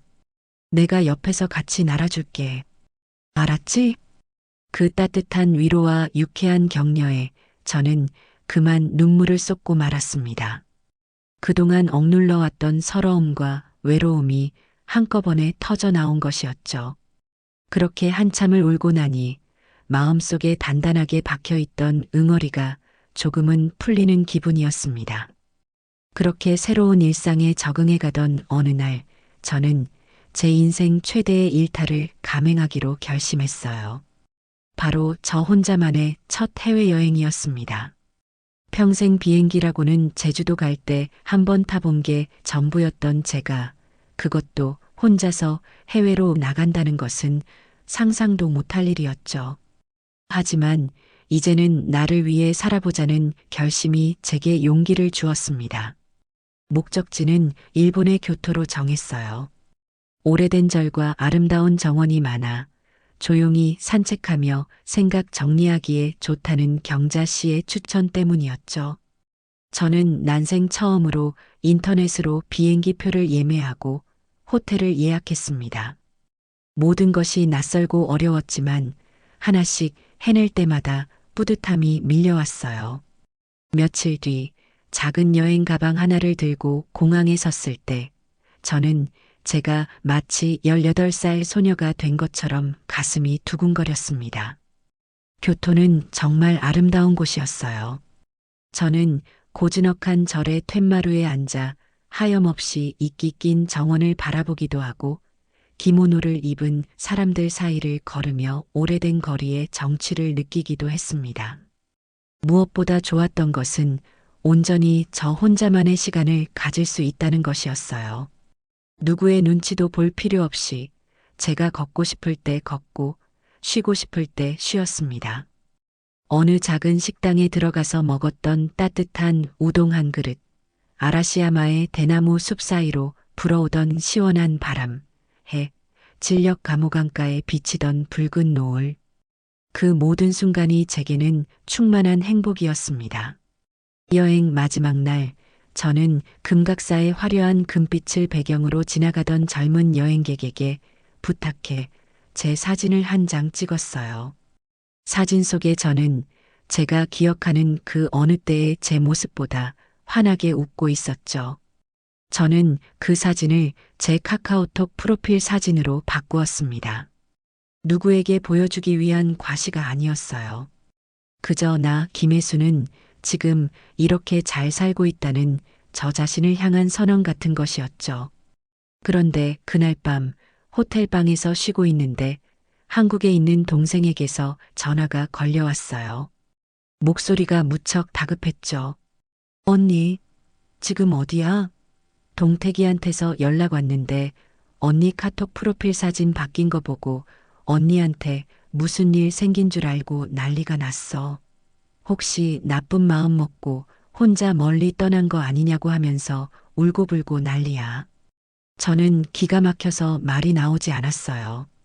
제가 행복해 보이는 사진을 올린 것이 그들에게는 제가 극단적인 선택이라도 한 것처럼 보였던 겁니다.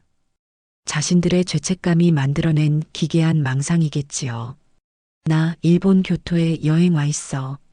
아주 잘 지내니까 걱정하지 말라고 해. 뭐, 일본? 혼자? 언니 대박이다. 아무튼 동태기가 언니 번호는 모르니까 나한테 계속 문자를 보내. 언니한테 좀 전해달라고. 내가 읽어줄게. 들어봐. 동생은 제 아들이 보낸 문자들을 읽어주기 시작했어요.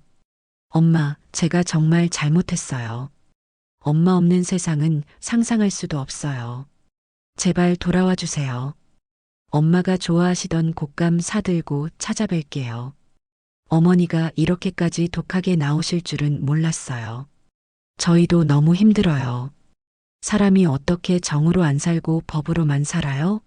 저희가 돈 다 갚으면 그럼 다시 예전처럼 웃으면서 살 수 있는 거죠? 그렇죠, 엄마. 엄마가 해주시던 김치찌개가 먹고 싶어요. 예은이는 아무리 끓여도 그런 맛을 못 내요. 엄마 손맛이 그리워요. 엄마, 보고 싶어요. 저는 동생이 읽어주는 문자들을 들으며 마음속이 싸늘하게 식어가는 것을 느꼈습니다. 그 어디에도 자신들이 훔쳐간 내 돈에 대한 진심 어린 사죄나 그 돈이 담고 있는 내 인생의 무게에 대한 이해는 없었어요. 오직 내가 힘들다, 내가 그립다, 예전으로 돌아가고 싶다는 이기적인 자기 연민뿐이었죠. 저를 걱정하는 척하지만 결국에는 자신들의 불편함과 결핍을 해소하고 싶을 뿐인 겁니다. 저는 동생에게 차갑게 말했어요. 경자야, 그 아이에게 딱 한마디만 전해줘. 보고 싶다는 말 대신 약속한 차용증이나 공증 받아서 보내라고. 그리고 다시는 나한테 걔들 소식 전하지 마. 듣고 싶지 않아. 전화를 끊고 저는 교토의 야경이 내려다 보이는 창가에 섰습니다. 멀리서 반짝이는 불빛들을 보며 저는 다시 한번 다짐했어요. 절대로 흔들리지 않겠다고. 저들의 감성파리에 넘어가 또다시 과거의 굴레로 돌아가지는 않겠다고. 제 새로운 삶은 이제 막 시작되었고 저는 이 소중한 평화를 그 무엇과도 바꿀 생각이 없었습니다. 교토 여행은 제 인생의 분기점이 되어 주었어요. 그 여행을 통해 저는 온전히 혼자 힘으로도 세상을 살아갈 수 있고 그 안에서 충분히 행복을 찾을 수 있다는 자신감을 얻었죠. 한국으로 돌아온 후 저는 제 일상을 더욱 단단하고 풍요롭게 가꾸어 나갔습니다. 도예 공방과 하이킹 클럽 활동 외에도 시립 도서관에서 하는 고전 읽기 모임에 나갔어요. 젊은 시절 책 읽는 것을 좋아했지만 먹고 사느라 잊고 지냈던 즐거움을 다시 찾은 것이죠. 다양한 연령대의 사람들과 한 권의 책을 읽고 서로의 생각을 나누는 시간은 제 사고를 더욱 깊고 넓게 만들어 주었습니다. 제 삶이 그렇게 조용하고 평화롭게 흘러가는 동안 제가 애써 외면했던 그들의 세계는 서서히 그리고 확실하게 무너져 내리고 있었습니다. 제가 쏘아 올린 진실이라는 작은 공이 그들의 허영과 거짓으로 가득 찬 성을 파괴하는 거대한 포탄이 되어가고 있었죠. 제가 여행을 다녀오고 일주일쯤 지났을 때 동생에게서 연락이 왔어요. 아들 내외가 공증까지 마친 차용증을 들고 동생의 집으로 찾아왔다는 것이었죠. 저에게 직접 건네줄 용기는 없었던 모양입니다. 동생은 저와의 통화에서 그날의 상황을 아주 생생하게 전해주었어요. 언니, 걔들 꼴이 말이 아니더라. 동태기는 얼굴이 반쪽이 됐고 그 잘나신 며느리는 화장기 하나 없는 얼굴에 눈만 퀭하더다고. 나한테 차용증을 내미는데 손을 어찌나 떨던지. 내가 서류를 받아들고 내용을 꼼꼼히 확인하니까 둘 다 고개도 못 들고 바닥만 쳐다보고 있더라. 동생의 말에 따르면 그들은 차용증을 건네며 제발 저를 한 번만 만나게 해달라고 애원했다고 해요. 며느리는 급기야 무릎까지 꿇고 저희가 정말 죽을 죄를 지었어요. 이모님. 어머님 마음 풀리실 때까지 저희가 매일 찾아가서 빌게요. 한 번만 기회를 주세요. 라며 눈물을 펑펑 쏟았다고 합니다. 하지만 제 동생은 이미 그들의 위선적인 눈물을 신뢰하지 않았어요. 차갑게 그들을 내려다보며 말했다고 합니다. 이 서류는 내가 언니한테 잘 전달해주지. 하지만 명심해. 우리 언니는 당신들 때문에 평생 쌓아온 인생을 부정당했어. 그 상처가 돈 몇 푼 갚는다고, 눈물 몇 방울 흘린다고 사라질 것 같아? 당신들이 지금 흘리는 눈물이 악어의 눈물인지 진심인지 나는 관심 없어. 다만 한 가지는 확실히 해두지. 두 번 다시 우리 언니 앞에 나타나서 그 평화를 깨뜨리지 마. 이건 내 마지막 경고야. 동생은 그들을 문전박대하고 제게 차용증을 찍은 사진을 보내주었습니다. 채무자 서동택, 한혜은, 채권자 김혜순, 채무원금 5천만 원 정. 또박또박 적힌 글씨들을 보니 비로소 모든 것이 제자리로 돌아가고 있다는 안도감이 들었어요. 그것은 돈을 돌려받게 되었다는 기쁨이 아니었습니다. 그저 헝클어진 실타래 같던 관계가 법이라는 명확한 규칙 아래 정리되었다는 데서 오는 질서 정연한 평온함이었죠. 그 후 그들에 대한 소문은 친척들 사이에 삽시간에 퍼져나갔어요.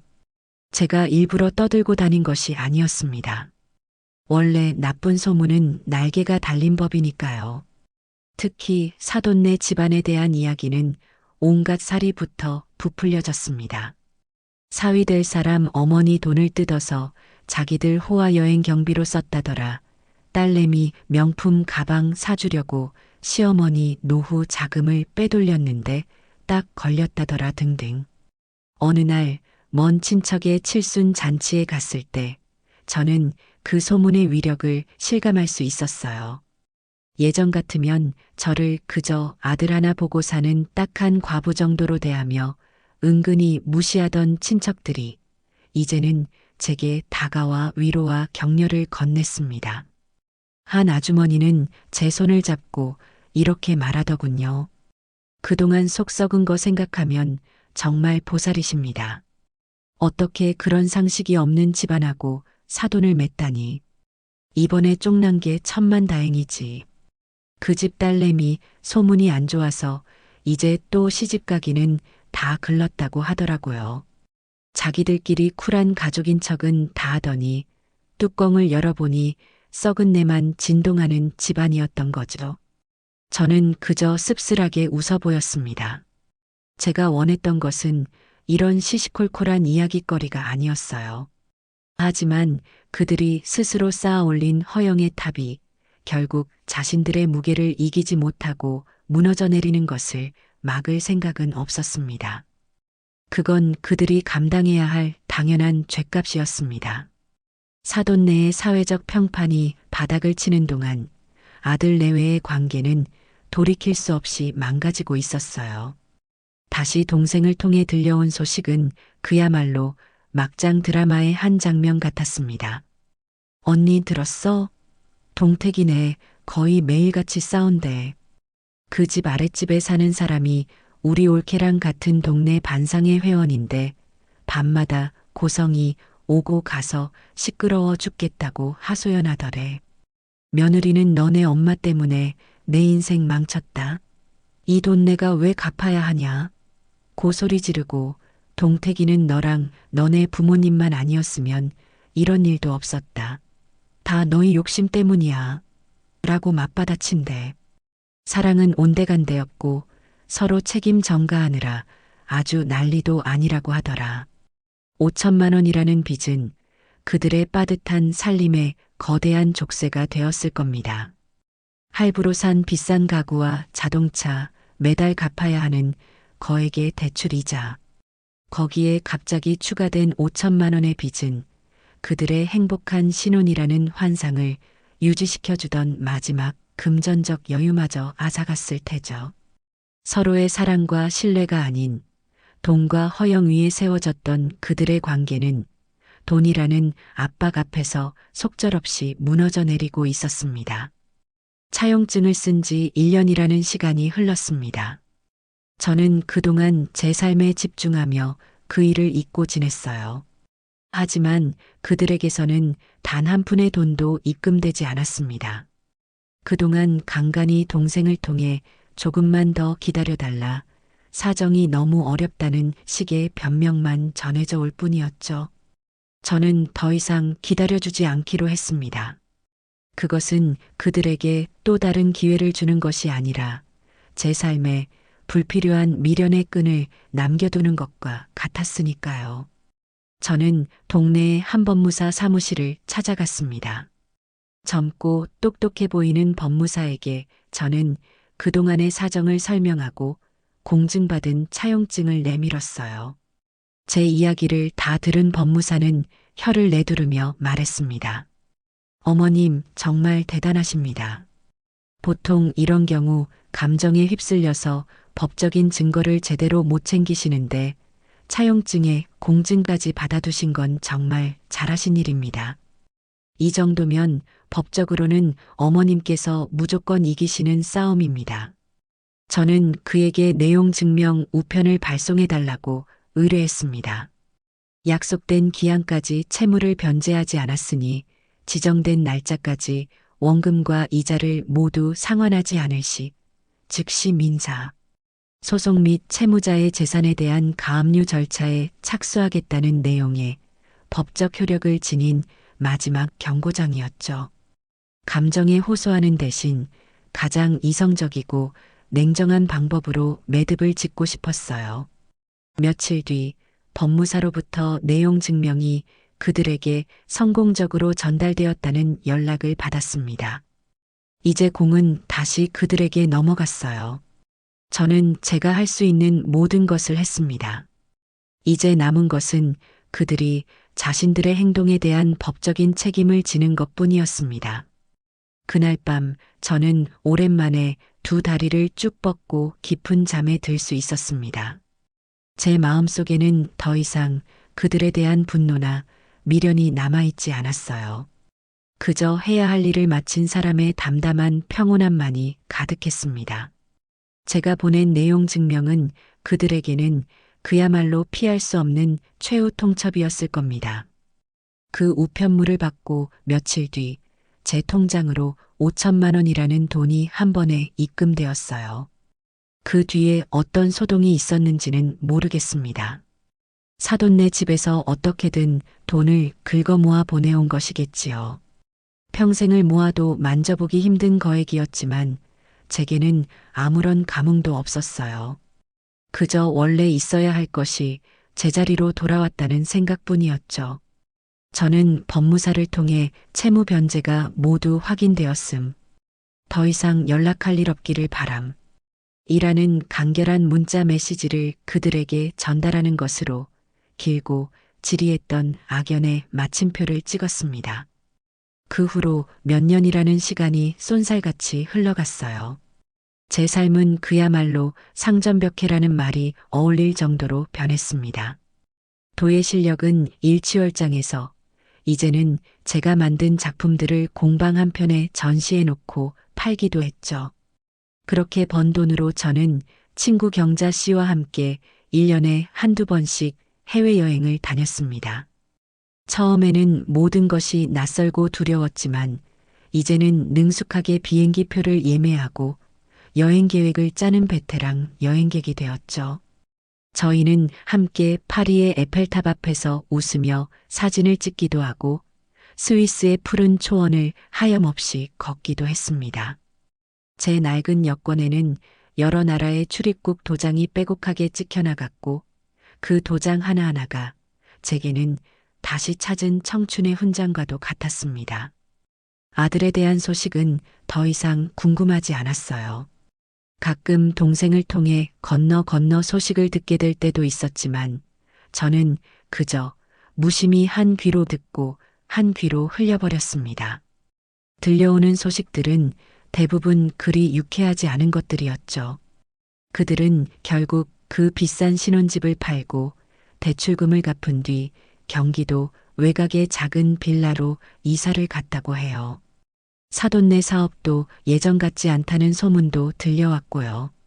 그들의 삶이 어떻게 흘러가든 그것은 더 이상 제 관심사가 아니었습니다.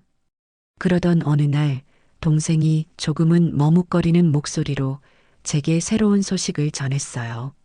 언니 동택이네 애기 낳았대. 아들이라고 하더라. 그 말을 듣는 순간 제 심장이 쿵 하고 내려앉는 것 같았어요.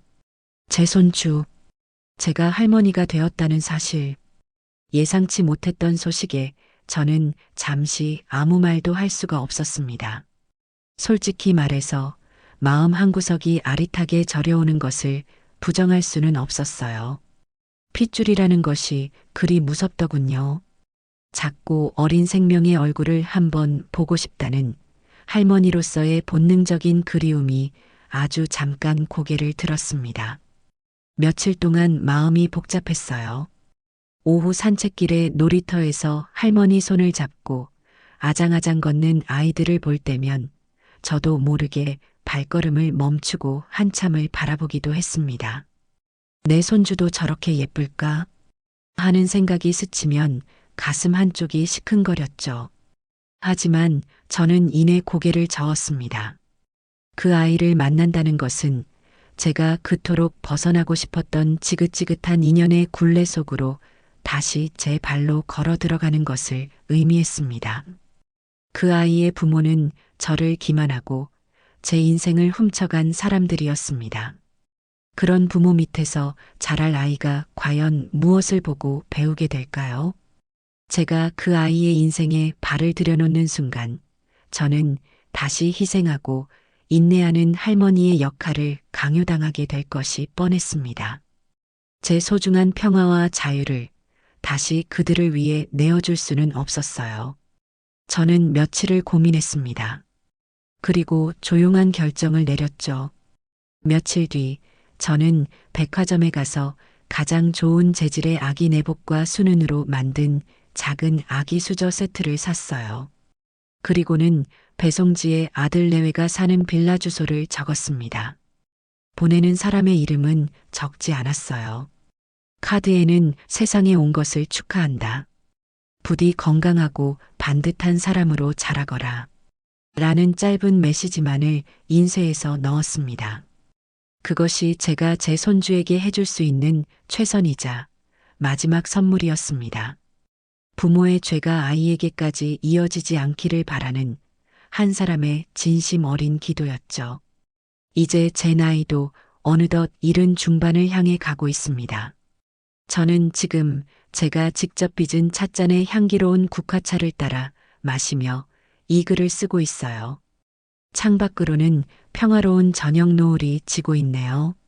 제 거실 한쪽 벽에는 세계 지도가 붙어 있고 제가 다녀온 도시들 위에는 작은 핀이 꽂혀 있습니다. 그 옆에 책장에는 제가 여행지에서 찍은 사진들이 담긴 앨범들이 가지런히 꽂혀 있죠. 경자 씨와 파리에서 웃고 있는 사진, 혼자 교토의 대나무 숲을 거닐던 사진, 도예공방 식구들과 단체로 찍은 사진, 그 모든 사진 속에서 저는 진심으로 행복하게 웃고 있었습니다.